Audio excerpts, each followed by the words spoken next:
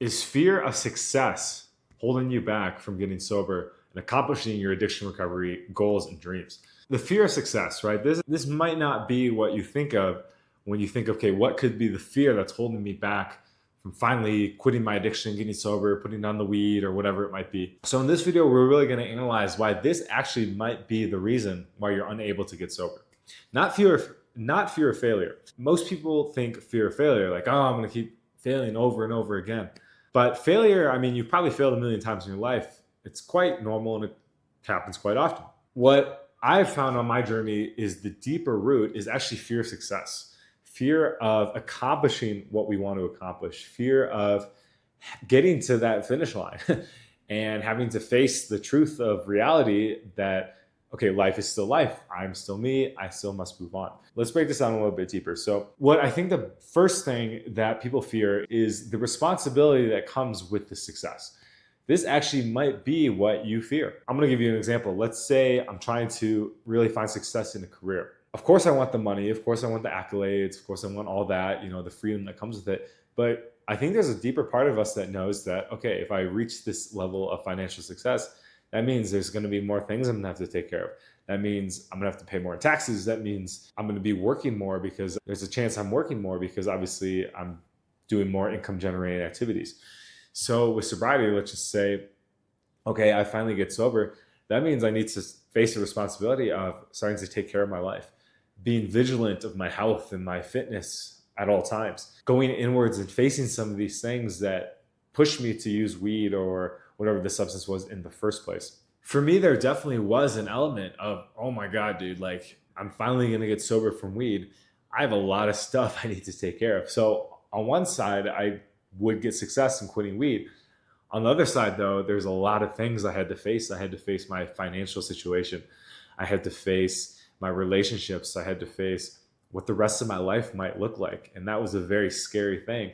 And when I really look back, that honestly was a big part of why I didn't get sober for as long as I did, because I didn't want to have to face that growing up, that facing reality and life as life is.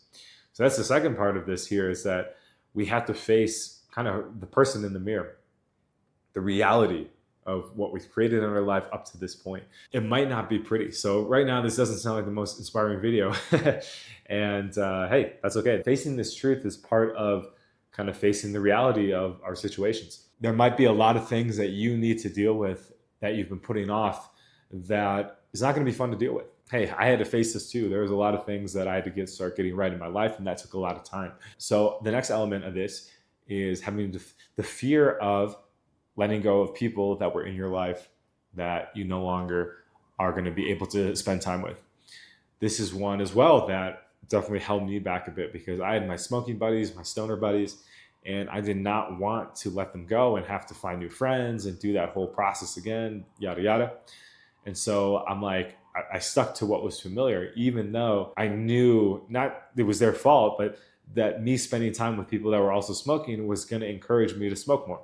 It was just kind of, law of attraction, so to say. So getting sober, I was like, okay, I need to cut ties with these people. And once I finally did it, when I had finally ripped that Band-Aid off, it wasn't as hard as I thought. They didn't die. Their lives didn't implode. They moved on. I had to do it though. And when I finally quit, I was ready to do that as well. I was ready to let go of these friends. And so there was a period of aloneness as well. And this is going to be the next little thing I'm going to talk about, is that fear of having to spend some time in solitude. There's usually a period after getting clean for many people where it's like, okay, I've been kind of messing around a bit for a while, or doing whatever I've been doing, and I don't really remember who I am. I don't know who I am anymore. And so I need to figure that out. I need to reconnect with me. And this isn't like a watch a YouTube video, figure this out kind of deal. This is a thing that can take a very long time. And so I spent many months in solitude, in what I would say almost isolation, just doing my own thing, not really wanting to hang out with anybody or see people, and just kind of do my thing, start getting my life back together, spend time with myself again, sober time, where I could go out into nature. That was a big one for me. I have a video where I talk about the power of getting to nature. I'll drop it down below and you guys can check that out. Super powerful video. And nature itself is super powerful. So I definitely spent a lot of time in nature. I was very socially anxious because I was trying to figure out how to kind of navigate the world again and re-interact with people. And so I really didn't want to hang out with people. I didn't want to talk to strangers. And now I have a very full social life and I'm quite social, but it took a long time for me to want to start doing that again. So had I let that fear though of kind of facing the unknown, facing myself, facing the solitude hold me back, I never would be where I am today and getting to experience all the fun things on an even higher level. The last thing is that there's a fear of facing the unknown. You find success in one thing, there's an unknown element. What will my life look like? Will I move cities? Will I still like the same things I like? Will I like the same people I like? Which I kind of answered in the one previously. What if, what if I have hard times to come? What if what if it's not as easy as I think? All these what ifs, we don't know the answers to. And because of that, it can drive us a little batty. So the fear of having to face that uncertainty of that change, that life change, of not knowing where this path is going to take me, it can be quite scary. So I totally empathize with you if these are things that you are resonating with right now and that they might be holding you back from getting clean. No, there are a lot of positives too. So it's not going to be so this video might have seemed a little bit kind of doom and gloom, but I just want to paint an accurate representation of some of the things you'll face in sobriety. It won't all be sunshine and rainbows. However, it's going to be way better than what smoking weed every day and being miserable is. Like my worst days now are hands down 10 out of 10 times better than when I was smoking weed every day and just hating my life, feeling trapped and lost.